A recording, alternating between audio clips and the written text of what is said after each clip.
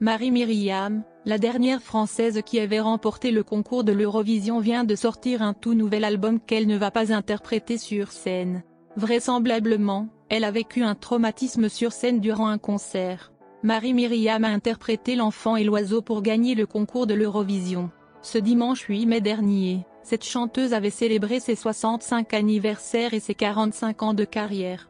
Ainsi, elle avait aussi un nouvel opus le 5 mai dernier. C'est un double album souvenir intitulé Anthologie 1977-1983 avec pas plus de 48 enregistrements originaux. Malgré le fait que Marie-Myriam adore chanter, elle ne va pas remonter sur scène de sitôt. Vraisemblablement, son dernier s'est très mal passé. L'artiste avait fait des révélations sur ce sujet auprès de Télé Loisirs, ce jeudi 5 mai dernier. C'est en 2014 que Marie-Myriam était sur une scène pour la dernière fois. Apparemment, c'était une année difficile pour elle, car son mari Michel Elmosnino venait de décéder après un infarctus. « J'avais oublié d'annuler et j'ai dû le faire », a-t-elle affirmé. Avec une vie totalement chamboulée en plein deuil, Marie-Myriam a craqué sur scène devant ses fans.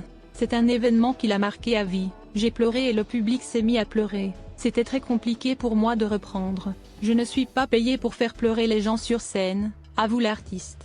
Ça m'a beaucoup déstabilisée, avait ajouté Marie-Myriam. À cause de cela, remonter sur scène est loin d'être facile pour elle.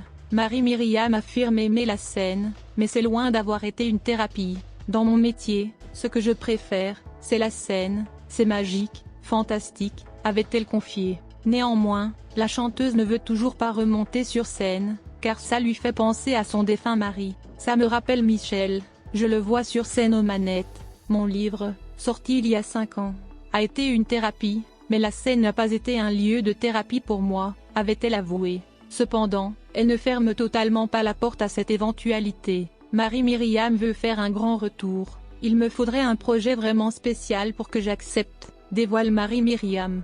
Mais qui sait, peut-être que je vais repartir sur le tard comme l'ont fait Henri Salvador ou Tina Turner. On reste artiste toute sa vie, jusqu'au bout, avait-elle poursuivi.